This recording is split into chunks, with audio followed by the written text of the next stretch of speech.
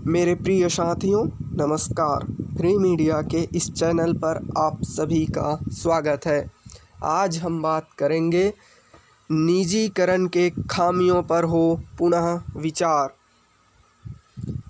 सरकार देश में निजी हवाई अड्डों की तादाद बढ़ाने की अपनी योजना पर लगातार काम कर रही है। यह अच्छी खबर है। हालांकि महामारी के विमानन और पर्यटन क्षेत्र के मुनाफे और उसके स्थायित्व को काफ़ी प्रभावित किया है। जानकारी के मुताबिक पिछले दौर के निजीकरण की आलोचना के बाद निजीकरण नीति में कुछ बदलाव लाए जाएंगे। आलोचना करने वालों में हवाई अड्डों के संचालन के लिए उत्तरदायी सरकारी संस्थान भारतीय विमानपत्तन प्राधिकरण के कर्मचारी भी शामिल थे। आलोचना मोटे तौर पर दो बातों के इर्द गिर्द केंद्रित थी।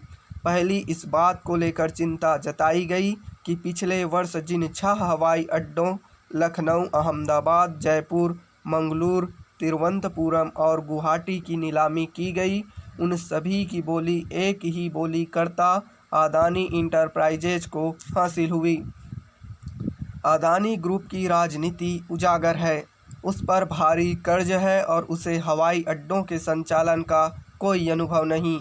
हालांकि अदानी समूह को बोली प्रक्रिया से बाहर रखने की कोई वजह नहीं, परंतु इस प्रकार के एकाधिकार को लेकर चिंता लाजमी है। ऐसे में आलोचना जायज़ थी। दूसरी चिंता वह है जो निजीकरण के मामलों में प्रायः देखने को मिलती है, खास तौर पर उस समय जब निजीकरण में बड़े सरकार नियंत्रित क्षेत्र या उपक्रम की परिसंपत्तियों के एक समूह की बिक्री की जाती है या उसे लीज पर दिया जाता है। चिंता की बात यह है कि निजी क्षेत्र केवल उन्हीं हवाई अड्डों की बोली लगाएगा जिनमें मुनाफा कमाना तय हो। ऐसे में बाकी हवाई अड्डों का क्या होगा? जाहिर है, निजीकरण की नीति के चलते समय के साथ भारतीय विमानपत्तन प्राधिकरण के पास केवल वही हवाई अड्डे रह जाएंगे जो मुनाफे में नहीं चल रहे हों, जबकि मुनाफे वाले सारे हवाई अड्डे निजी क्षेत्र के पास चले जाएंगे। जानकारी के मुताबिक सरकार ने इन दोनों आलोचनाओं को तवज्जो दी। एकाधिकार को लेकर जताई गई चिंता को देखते हुए निर्णय लिया गया कि अगले 6 हवाई अड्डों की नीलामी एक साथ नहीं की जाएगी। इसके बजाय एक समय पर 2 हवाई अड्डों की बोली लगाई जाएगी और हर बोली के विजेता को अगले दौर की बोली से बाहर रखा जाएगा। यह अच्छी बात है। सरकार आलोचना पर ध्यान दे रही है।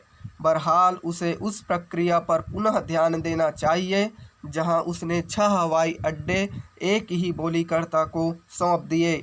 उसे देखना चाहिए क्या कोई ऐसा तरीका है जिससे इस एकाधिकार के परिणाम को किसी तरह सीमित किया जा सके।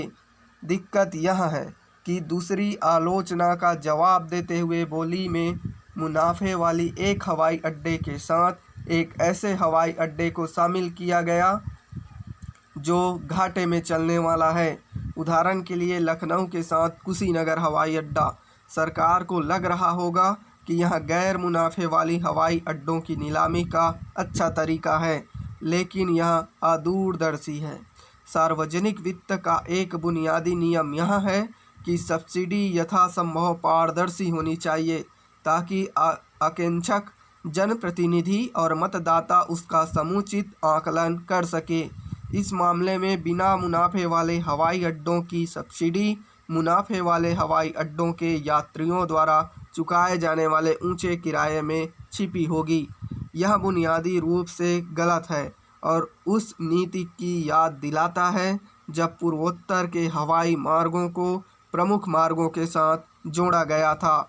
एक हवाई अड्डे को लाभदायक बनाना या जरूरी लगने पर गैर लाभदायक हवाई अड्डे को सब्सिडी देना सरकार का निर्णय है। इसके लिए एक व्यापक क्षेत्रीय वृद्धि योजना की आवश्यकता है, न कि बोझ को निजी क्षेत्र पर डाल देना। निजीकरण नीति के इस पहलू पर भी पुनः विचार किया जाना चाहिए। मेरे प्रिय साथियों, नमस्कार। Free media